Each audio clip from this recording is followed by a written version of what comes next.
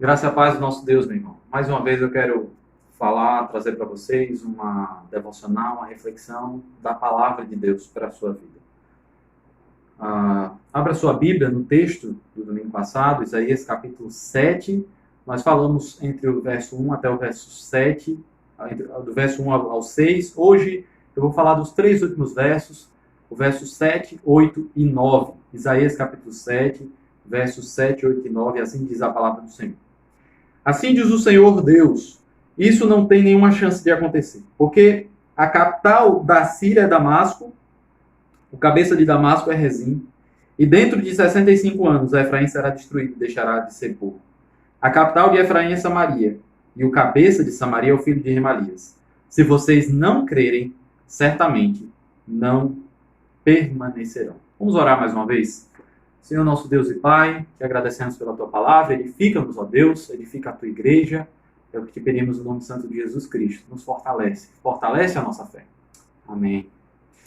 Irmãos, na semana passada nós aprendemos sobre o dever que o cristão tem, de, em meio às más notícias, em meio às notícias difíceis, aquietar o coração, não temer. São 4 imperativos que estão aí presentes no versículo de número 4. Tenha cuidado e fique calmo. Não tenha medo, nem fique desanimado. Essa é a primeira mensagem do profeta Isaías ao rei Acais. Hoje nós temos a segunda mensagem que Deus enviou ao rei Acais através do profeta Isaías.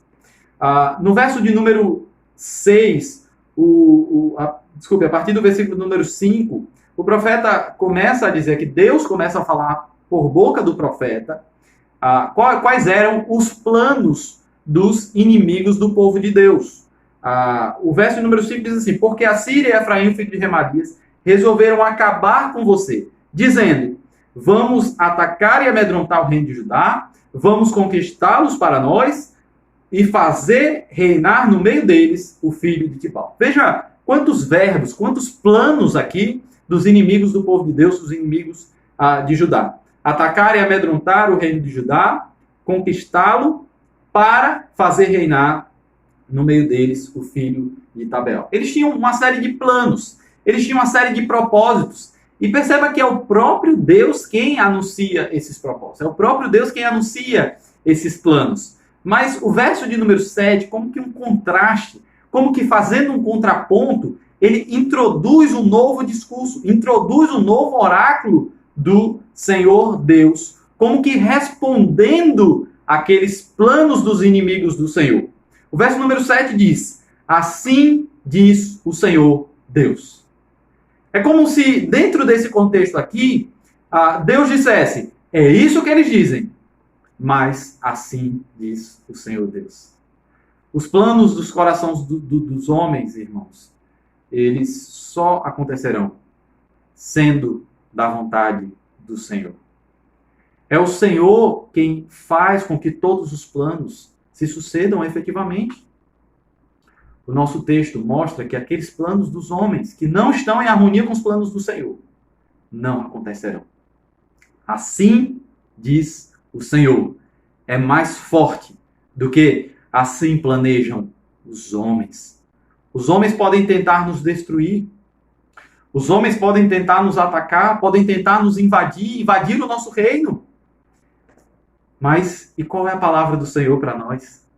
E quais são as promessas do Senhor para que nos firmemos nelas?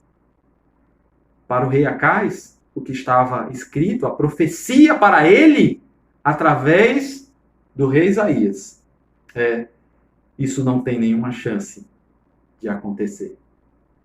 Isso não tem nenhuma chance de acontecer. A profecia era: eles estão planejando, mas a palavra do Senhor dizia que aquilo não teria nenhuma chance de acontecer. Essa é a profecia propriamente. Os planos dos homens estariam frustrados, porque eles são pó e ao pó retornarão. De fato, Acais deveria confiar no Senhor Deus Todo-Poderoso e ouvir aquela profecia e acreditar que aquilo não aconteceria. Isaías foi levantado como profeta do Senhor para trazer aquela mensagem ao rei Acais. A razão do porquê aquilo não aconteceria, e Deus apresenta essa razão, ele não diz apenas que não aconteceria, mas diz por que não aconteceria. Está no verso 8 e na primeira parte do verso 9. É o que eu chamo de a questão dos cabeças. O texto, ele diz literalmente assim, eu estou lendo na Nova Almeida Atualizada. Porque a capital da Síria é Damasco e o cabeça de Damasco é Razim. E dentro de 65 anos, Efraim será destruído e deixará de ser povo. A capital de Efraim é Samaria e o cabeça de Samaria é o filho de Remalias. Aqui não existem duas palavras, capital e cabeça. É a mesma palavra. O que o texto está dizendo continuamente é o cabeça da Síria é Damasco e o cabeça de Damasco é Rezim. O cabeça de Efraim é Samaria e o cabeça de Samaria é o filho de Remalias. E você olha toda essa estrutura de dizer quais são as capitais e você se pergunta, isso é uma brincadeira de geografia, de dizer quais são as capitais dos países ou dos reinos da antiguidade? O que significa falar sobre os cabeças, falar sobre as capitais? O que isso tem a ver com aquela questão e por que isso significa que não acontecerá? Antes de explicar a razão da profecia ter sido dada desse modo, é importante dizer que essa profecia, o verso 7 até o verso 9, não é dado em forma de prosa, não é dado na narrativa como normalmente as profecias acontecem. O verso 7 até o verso 9 está escrito no formato poético da língua hebraica. A poesia da língua hebraica é muito diferente da poesia em língua portuguesa. A poesia em língua portuguesa, ela está baseada na poesia chamada clássica, ou a poesia greco-romana, que se baseia nos sons, se baseia na rima, no ritmo que aquelas palavras podem trazer. A poesia hebraica não, a poesia hebraica tem mais ligação com a poesia cananeia.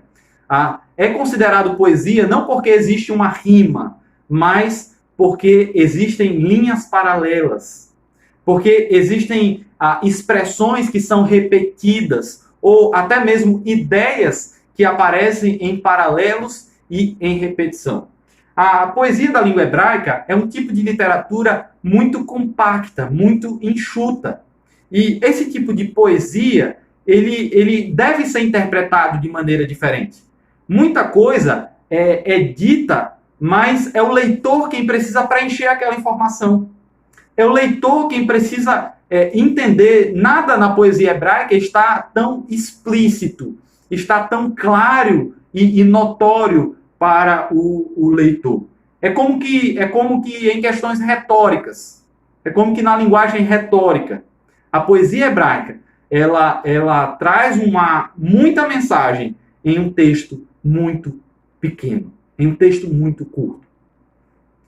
Quando Deus diz isso não vai acontecer, e a razão do porquê não vai acontecer, é o que nós estamos chamando de a questão dos cabeças. A capital da Síria é Damasco, o cabeça de Damasco é Rezim, a capital de Efraim é Samaria, o cabeça de Samaria é o filho de Remalias. É mais ou menos assim. Ok, vem 2 reinos contra você, Judá. Mas que reinos são esses? São reinos que têm as capitais, respectivamente, conforme aparece no texto, Damasco e Samaria. E quem são que reina nessas capitais? Quem são os cabeças dessas capitais? É Rezim e o filho de Remalias. São homens.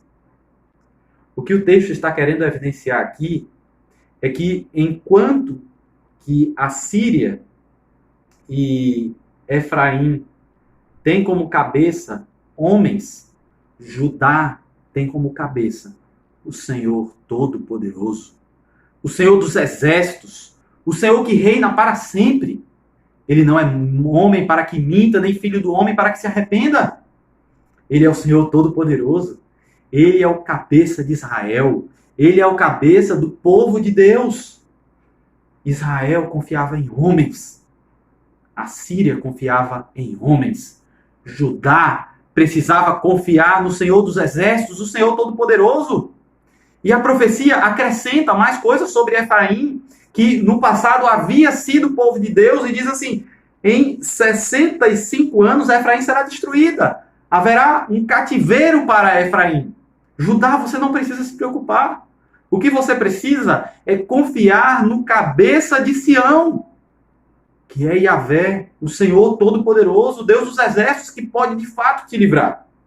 Essa é a mensagem do profeta Isaías, que termina apresentando a condição para essa mensagem. A condição é isso que está no final do verso 9, terminando essa poesia, que nada mais é do que uma profecia de Isaías para Acais. Se vocês não crerem, certamente não permanecerão. Aqui existe um trocadilho entre a palavra crer e a palavra permanecer. Por duas vezes, a palavra usada aqui é amã, de onde vem a nossa expressão amém. Aqui, o que o texto está dizendo é, se vocês não amam, certamente não amam. É mais ou menos assim, essa palavra é usada para crer. Esse é o sentido. Se vocês não crerem, certamente vocês não receberão crédito. Vocês não permanecerão, essa é a ideia, não ficarão firmes. O trocadilho aqui era que a consequência daquela profecia era que Acais e o povo de Israel, o povo de Judá, precisavam confiar no Senhor. Precisavam crer em Deus e descansar nele. Isso é uma coisa interessante, irmãos, no que se refere às profecias da palavra de Deus. A palavra de Deus, ela nos traz muitas promessas, muitas profecias. Mas a promessa e a profecia para o cristão é algo que pode parecer muito passivo. Pode parecer que não existe nenhuma ação que eu preciso tomar diante daquela promessa. A condição aqui apresentada a Acais, e que é apresentada também a mim e a você hoje, é que eu e você precisamos não apenas entender a profecia, não apenas receber a profecia e as promessas, mas crer nas promessas, confiar nas promessas, descansar nas promessas. Porque a palavra de Deus, descansar na palavra de Deus e confiar na palavra de Deus, é em última instância, confiar e descansar no próprio Deus, o Senhor poderoso, Criador de todas as coisas. Portanto, meu irmão e minha irmã, não se esqueça. Devemos ter cuidado, ficar calmo, não ter medo e não se desanimar diante das notícias difíceis, diante das situações ruins para a nossa vida, ainda que elas sejam situações realmente difíceis.